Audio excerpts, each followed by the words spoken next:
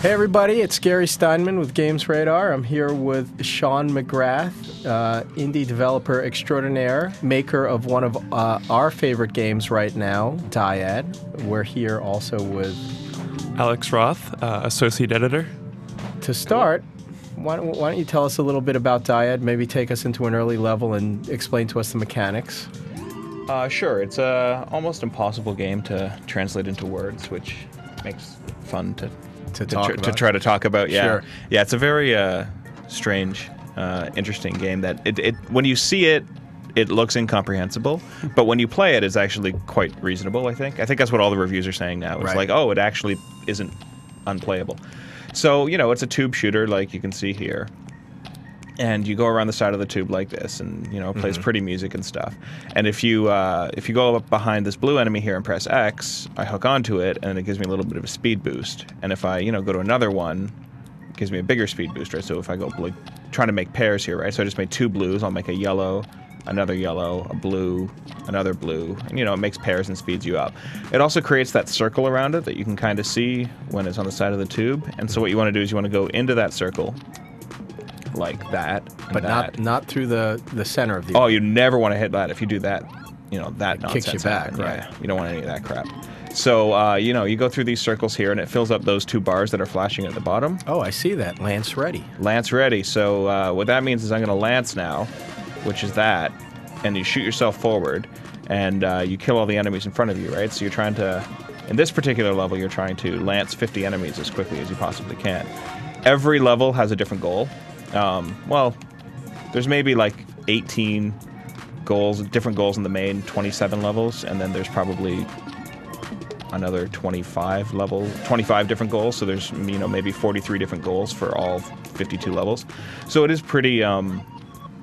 There's a lot. You're doing a lot of different things, and what you're doing is always changing. So this particular level is just to lance 50, which I just did. So. Right, and after you beat the level, you unlock, the trophy challenge, which puts another spin on it, right? Right. So I'll show you the trophy level for this one, right? So because I just got 3 stars, yeah, 1 star will unlock the next level, so you can actually get through the game and see all the levels relatively quickly and easily. It's not a difficult game. Like I didn't want to make all this cool stuff at the end of the game and make it so you can't actually get there unless you're really good. But I wanted to challenge people to do really well. So that's what the trophies are for, right? So the trophy levels are hard, but the main game itself isn't that hard. So this level, same level, but the trophy variation, and has a pretty good breakbeat in it. I need to lance 50 enemies, but I can only lance 6 times. So that's how it's different than the other one, which is lance 50 as fast as possible. This I can take as long as I want, but I need to get 50. So I'm going to try to do that. Oh, I'm not getting 50. Right. So So there are some levels where you've got to be frenetic and go as fast as you can, but then there's some where you have to be really strategic and really plan. Oh yeah. It's all. I try to play with player expectation as much as possible. Yeah, I didn't get the trophy. Yeah, I wanted to play with player expectations and always surprise people and always give them something new that they weren't expecting. So. Yeah, I played a bit of it last night, and I got through some of the levels. You're absolutely right. I got through some of the levels fairly easily. Mm-hmm. I mean, they took some challenge, but it was fun. And then I tried some of these trophy levels. Even for some of the early levels, man, they kicked my butt. Yeah, this one's really cool, this trophy level. I'll show you this one real quick. Basically, you can't see the color, and you're trying to make pairs, so you have to listen. So you have to be like, that one and that one. So I know this is orange because I've played this so many times, and I know that's orange, so I have to make pairs just by listening. So that's a blue, and that's a blue. And yeah, so you're trying to make 50 pairs by only playing by sound, which is a little bit different than other levels. So how do you find that balance? I mean, you've made something that you can play if you just want to play it and get into that trance-like state. Mm-hmm. But then you've got these leaderboards, and you really are encouraging hyper-competitive play and mastery. How do you find that balance, making something that someone like I, who might not be the most competitive player, can trance out to, but someone like Alex, who wants to destroy everyone in his path, could make it onto the leaderboards for? Is there any magic formula? No, there's no magic formula. It's just a lot of work. That's where the bulk of the work comes in dev, isn't it? Or in the dev of this game. In the dev of this game, for sure. I mean, it took 4 years, right? But if you like look at it superficially, it doesn't. You know, maybe the graphics took a few months. The music took, you know, a few months. Coming up with all the mechanics and stuff, that took a few years. That took like 2.5 years, and then balancing it so that. And playtesting, like I did playtesting for 3 years. It's just like I'd show it everywhere to everybody, as many people as I possibly could, and I wanted to make it so if you've never played a game before, it's good. And I don't mean like how a PopCap game is good or how like a casual game is good. I wanted it to still have substance for people who've never played games before. And I wanted it to appeal to like professional StarCraft players. And I watched a lot of professional StarCraft, and I'm friends with some of those guys. And I wanted it to appeal to them, and I wanted it to appeal to like my mom, who actually does play PopCap games. But I wanted to appeal to like my grandmother, who has never even heard of a video game before, right? So I wanted it to work on absolutely every single level.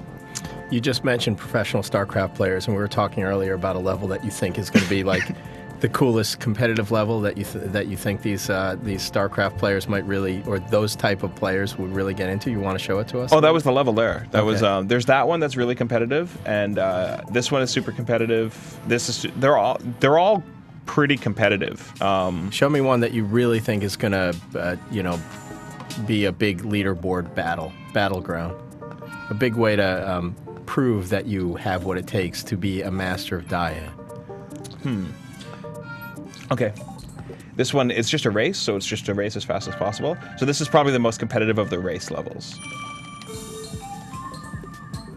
So I'll play it as fast as I possibly can. Right. And people watching are going to be very confused. Yeah, I'm confused already. It's actually not that bad.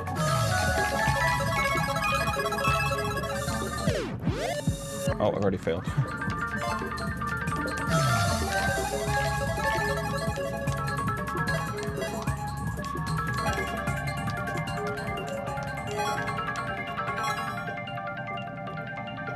So a lot going on in there. Oh, that was pretty basic. Hang on. Okay. It gets pretty wild. I've done this in about 2 minutes and 36 seconds. I don't know if I can do it that fast here. I noticed you're playing with the thumbstick instead of the D-pad. I actually switch. There's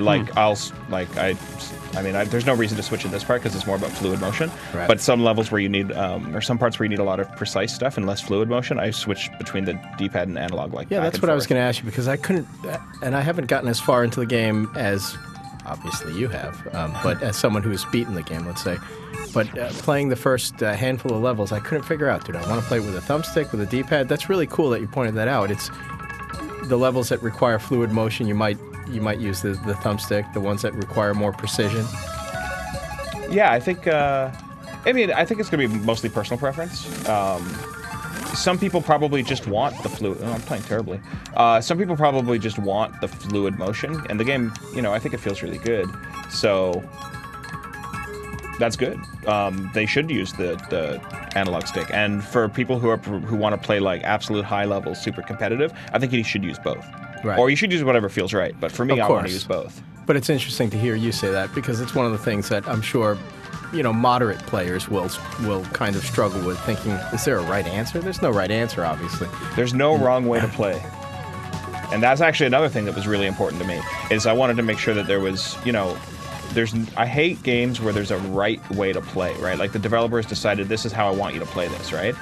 And you have to play the way they want you to play. That doesn't sound like play to me. Play is supposed to be about freedom and choice and doing whatever the hell you want. And so I wanted to make it so there's no wrong way to play. You can just like sit down and do whatever you want here. Ooh, I might be able to beat the 236 here. Oh, maybe not with that 9.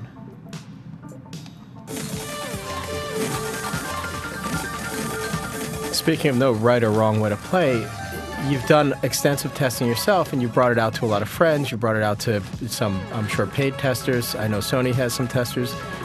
In the process of testing, did you encounter anything, or people playing it in ways that you never thought was possible with what you built? Oh yeah, I still discover new tricks, and I don't understand how that's possible.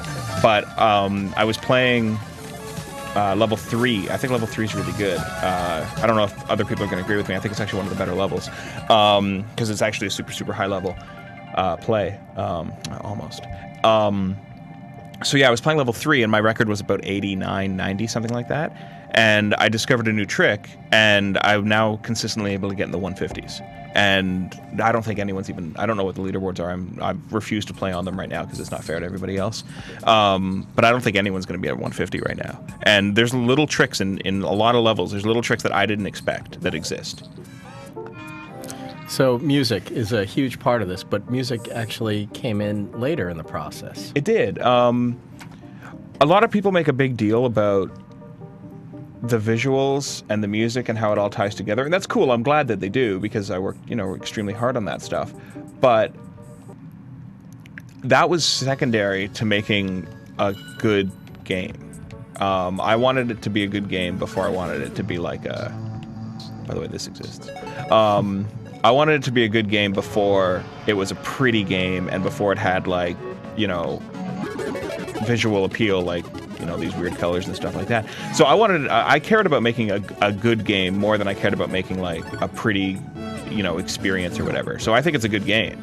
And then after that, I was like, well, I might as well make it look pretty and sound good. How'd you make sure you got the music you wanted? You found the right guy? Did you micromanage the music, or did you? Oh, there was no micromanaging. I was just like, hey, here's a level, here's how it works. Who's your music guy? David Kanega. Okay. Yeah, he's super great. And he's like, oh, okay, I'll just make music, and then we'll figure out a way to make it fit into the system. And so he'd play the levels and be like, oh, I don't understand this game, it's too weird. And he'd play it, and then he'd add music to it, and he'd email me, and he's like, how does this rule work? Because every level has different rules. And I'd be like, oh, you have to do this. And he's like, okay. So then he would make music to match the rules of each level, and then that's how he understood the levels. So I found that really interesting because he didn't understand the game until he added music to it, but he needed to understand the game to add music to it. So it's kind of weird. I don't know how that worked. And did you ever have any conflicts with him in the music, or did you have to push him or pull him back, or? No, there were some things where I was like, that needs to be more wild, and like he makes wild music, and he was like, oh, okay. So like, no, there were never any conflicts or anything like that. Like I had input into the music. I was like, oh, sure, maybe it should sound, it should go absolutely insane here. And he's like, okay. And then he would just make it go absolutely insane. But the way he did it is like nothing I could have even, thought of. But was exactly the kind of stuff you were looking for. Oh, yeah. Like, I'm not a musician, right. But I listen to a lot of music, and I think I have pretty good taste in music. So, yeah, he was making, like, the most amazing stuff, and I was like, this is perfect. And there's so much music. There's 20, like... I don't know if people realize there's 27 levels. That's 27 songs, and they're all interactive, and they all build differently for each level because each level has different rules. So it's like there's a lot of work into the music. Sure.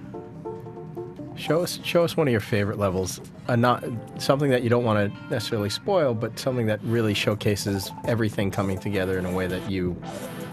Well, these are some of my favorites. There's some of these levels that I think people are going to think are broken because they're just so weird, and I'm going to not show you those because they're kind of fun and exciting that you discover them yourself. Yeah, there's a lot of stuff here that I don't want to show because it's just like this trophy level and this trophy level. Like I've had people on NeoGAF who see them for the first time and they're like, "Oh my god, that gave me a heart attack." So I want to not show you any of that. Sure. This level's really cool. I think. I think I've shown it before, but I kind of like it.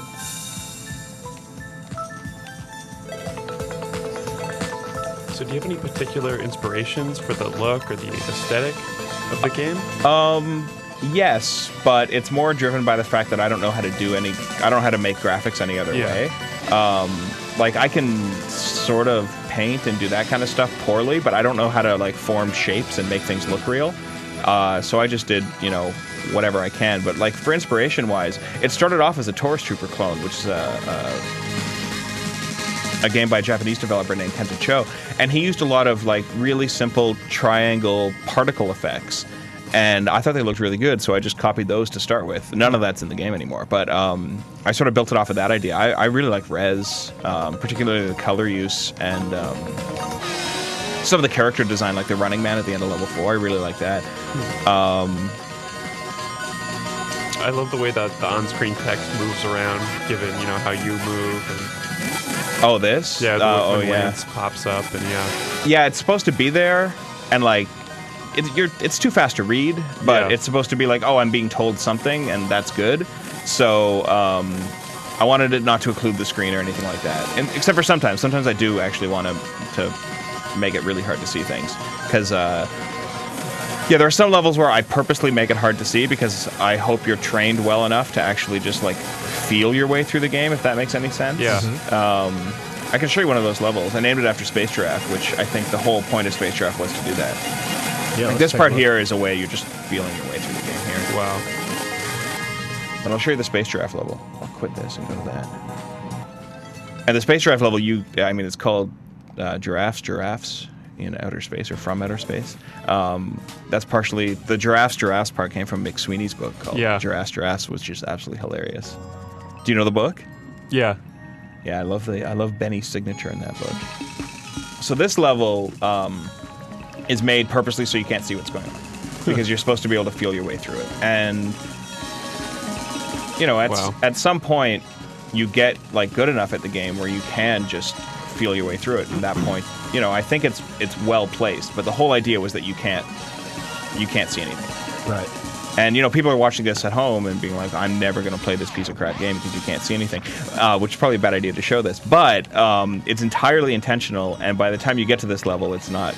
This is like nothing. This is you can easily see what's happening here if you're good at the game, and you can feel your way through it, which is the idea. Yeah, it's well worth playing. By the way, I mean we reviewed it. Sterling said something along the lines of a great excuse to stock up on Visine, because you're going to be staring into the screen, and it's true. You really get into that trance-like state. Really keep playing it. So, are you happy with the reception of the game so far? I'm happy with. Yeah, I mean, like I know it's not technically out, but you've done some of your own kind of marketing on the side, getting codes out to people. Right. Yeah, I don't think there hasn't been a negative review. I think the lowest score is like an 85, which is fine. No one has said anything negative about it, which is what is kind of bothering me, because it's weird. I expected a lot of 100s and I expected a lot of 0s. Because you thought it would be polarizing. A like or love. Yeah, I thought it would be like you either love it or you think it's the worst thing ever. And there's been a lot of like somewhere in the high 80s, low to mid 90s scores, and it's like, oh, I guess everyone likes it. But that's weird to me because I didn't think everyone would like it. Don't have trouble being liked. You're a very likable man. Yeah. Well, thanks, but I didn't want to make something, I wanted to make something that was really important to me, not really important to a lot of people. Right. And so the fact that everyone really likes it is surprising. Like, actually, it is surprising. I think it's, for me personally, it's the best game ever made. But I didn't expect other people to think it was actually very good. But that gets to the heart of the matter. What about this game is important to you? What did you feel you accomplished as a developer, as a game designer, and as someone who just is passionate about playing games, making games, and being in interactive entertainment? That's actually an interesting question. I think I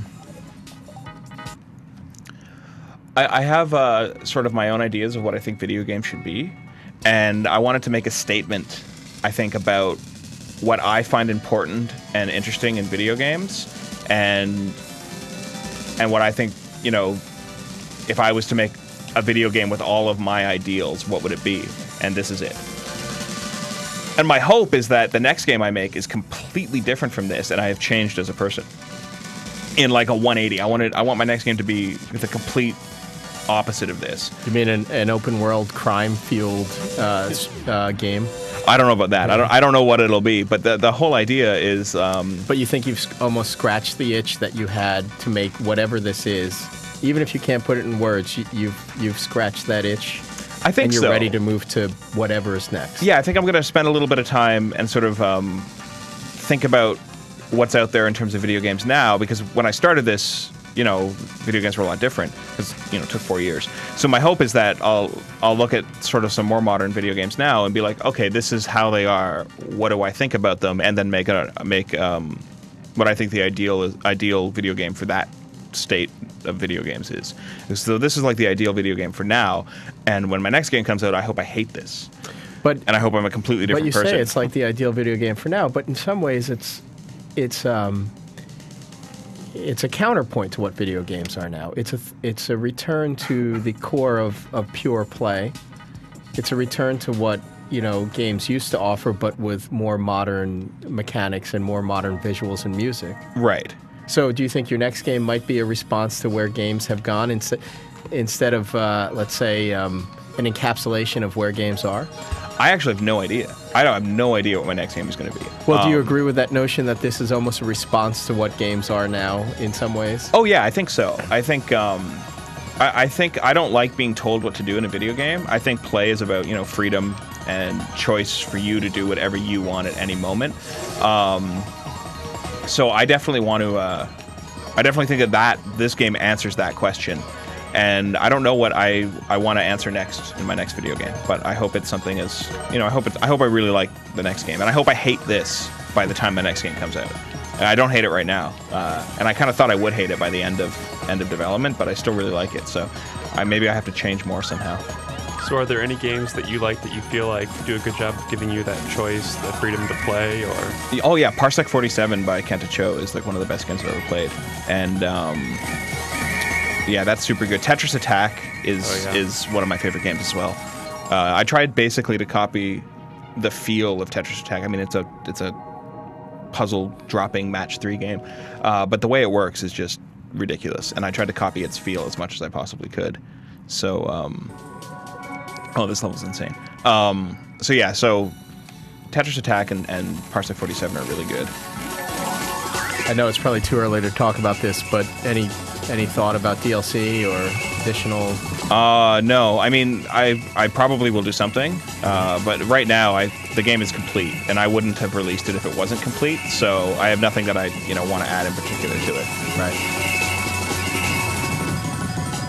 Any thought about releasing the soundtrack separately? Yes, Dave's working on a soundtrack. Great, awesome. Yeah, it'll sound different, because if you actually listen to the music in the menus, it's all like based on the music in the game, but it sounds different. And I think that the soundtrack is going to be like based on the music in the game, but be as different as the game to the menu is. So it's going to be something completely different. So a different experience. People who love the game music will love will like the soundtrack, but maybe it's not. not. Okay. They might not like it because it'll be different. Okay. But it'll be good. But if you're like expecting it to sound like this, it won't. Like an opera version? Yeah, exactly. So yeah, like there's no linear music in the game, right? There's no Gregorian chant version. I don't know what that is, but I'll smile and nod. Bunch of people chanting. Oh, I don't know about that. There's a Finnish group that yells. I don't know if you've heard of them. Okay, They're like we a could do that group. version. Yeah, something a yodel like that. version. Yeah, the yodel version. Well, it's like there's no linear music. Sorry, there's no linear music in the game, right? There's no sound longer than I think like 7.5 seconds or something like that. Okay. So you can't there's no music to just be like, oh, this level has a soundtrack already, because you make the music as you play, right? So cool. Yeah. Anything else you want to show us or tell us about? The controller stopped working, so that makes things difficult. There we go. Yeah, not really. I mean, like, people have seen it, and I don't want to spoil too much. Like, the menus are cool because, I don't know how well you can hear it, but, like, this level sounds nice. You can use the analog sticks to remix it. So if I open it, the kick drum will come in. So now there's a kick. I can go over to here, and there's a snare drum. And if I go back to here, I can use the right analog stick, and it works as a vector synthesizer with 4 drum patterns. So I can change the drums around. I mean, this gets to the heart of play, isn't it? You just want every moment to be a moment of play.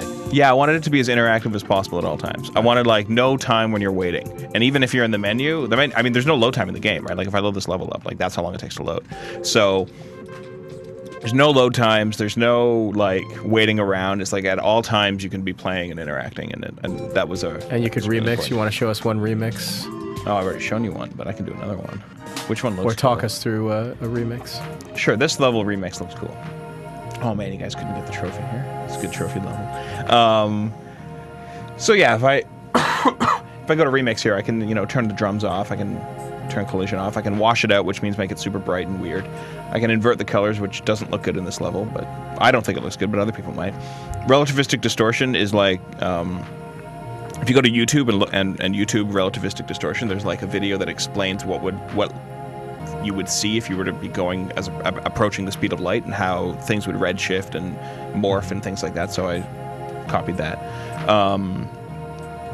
And you can do triggers is equal to music, which means you can use the analog triggers, the R2 and L2 analog triggers, to slow down the game and speed it up, and it'll do the music too. So if I hold this, I can slow the game down, or I can speed it up.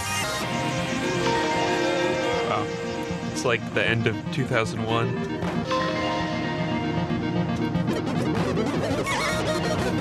It looks a little crazy washed out. Let me turn washed out off.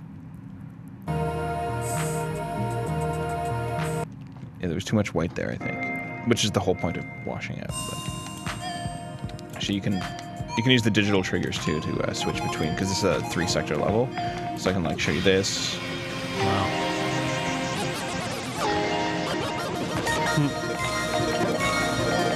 And then, like, you can see the cubes morphing, which kind of look cool. See if I can get going faster here. Yeah, now the cubes are morphing around the side, and they almost like form circles and things like that. Very cool. Which kind of looks neat, yeah. And like you can see, like there's a lot of really kind of cool particle effects and animations that just happen way too fast. But if you play in slow-mo, you get to see them. Like your character is really fluid and moves around to whatever you're doing.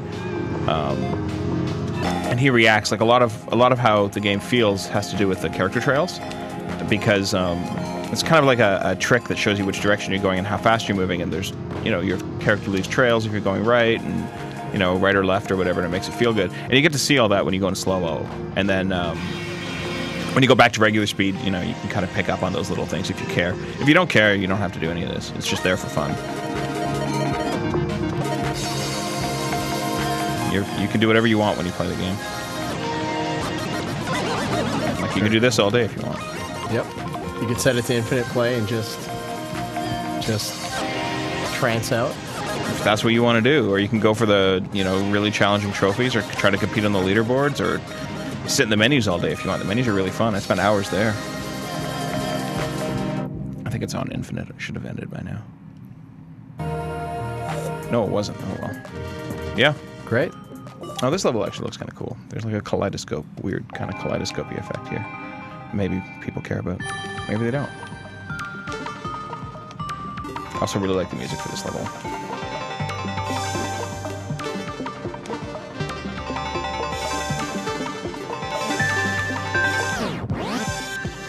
Whoops.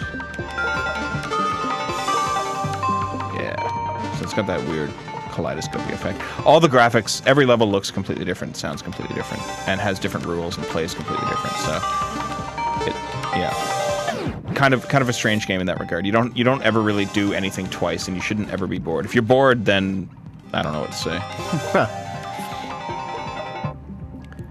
Well, thanks for coming by, Shawn, and showing off the game. We're really excited about it here at Games Radar, and cool. We're hoping everyone else out there gets a chance to pick it up and play it. Yeah, thanks for having me. It was fun.